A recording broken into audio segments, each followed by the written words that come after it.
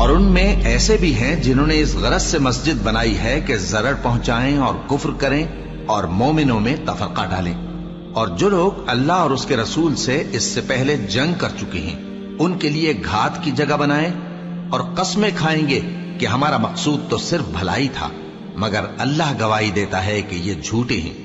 تم اس مسجد میں کبھی جا کر کھڑے بھی نہ ہونا، البتہ وہ مسجد جس کی بنیاد پہلے دن سے تقوی پر رکھی گئی ہے اس قابل ہے کہ اس میں جایا اور نماز پڑھایا کرو۔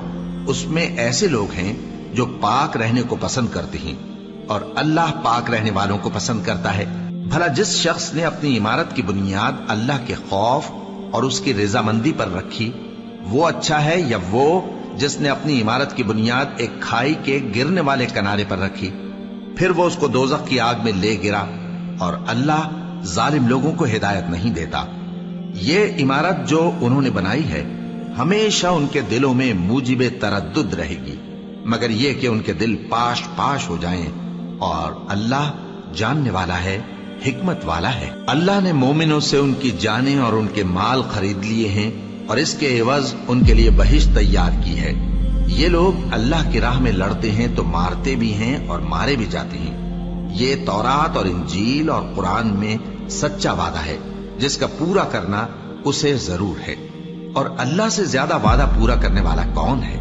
تو جو سودا تم نے اس سے کیا ہے اس سے خوش رہو، اور یہی بڑی کامیابی ہے۔ توبہ کرنے والے، عبادت کرنے والے، حمد کرنے والے، روزہ رکھنے والے، رکوع کرنے والے، سجدہ کرنے والے، نیک کاموں کا امر کرنے والے اور بری باتوں سے منع کرنے والے، اللہ کی حدوں کی حفاظت کرنے والے، یہی مومن لوگ ہیں۔ اور اے پیغمبر، مومنوں کو بہشت کی خوشخبری سنا دو۔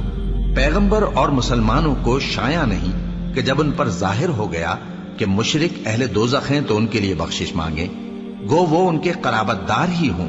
اور ابراہیم کا اپنے باپ کے لیے بخشش مانگنا تو ایک وعدے کے سبب تھا جو وہ اس سے کر چکے تھے، لیکن جب ان کو معلوم ہو گیا کہ وہ اللہ کا دشمن ہے تو اس سے بیزار ہو گئے۔ کچھ شک نہیں کہ ابراہیم بڑے نرم دل اور متحمل تھے، اور اللہ ایسا نہیں کہ کسی قوم کو ہدایت دینے کے بعد گمراہ کر دے جب تک ان کو وہ چیز نہ بتا دے جس سے وہ پرہیز کریں۔ بے شک اللہ ہر چیز سے واقف ہے۔ اللہ ہی ہے جس کے لیے آسمان اور زمین کی بادشاہت ہے، وہی زندگانی بخشتا اور وہی موت دیتا ہے، اور اللہ کے سوا تمہارا کوئی دوست اور مددگار نہیں ہے۔ بے شک اللہ نے پیغمبر پر مہربانی کی اور مہاجرین اور انصار پر، جو باوجود اس کے کہ ان میں سے بعضوں کے دل پھر جانے کو تھے مشکل کی گھڑی میں پیغمبر کے ساتھ رہے۔ پھر اللہ نے ان پر مہربانی فرمائی، بے شک وہ ان پر نہایت شفقت کرنے والا ہے، بڑا مہربان ہے۔ اور ان تینوں پر بھی جن کا معاملہ ملتوی کیا گیا تھا، یہاں تک کہ جب زمین باوجود فراخی کے ان پر تنگ ہو گئی اور ان کی جانیں بھی ان پر دوبھر ہو گئیں، اور انہوں نے جان لیا کہ اللہ کی گرفت سے بچنے کے لیے کوئی جائے پناہ نہیں مگر اسی کی طرف رجوع کرنا، پھر اللہ نے ان پر مہربانی کی تاکہ توبہ کریں۔ بے شک اللہ توبہ قبول کرنے والا ہے، مہربان ہے۔ اللہ اکبر،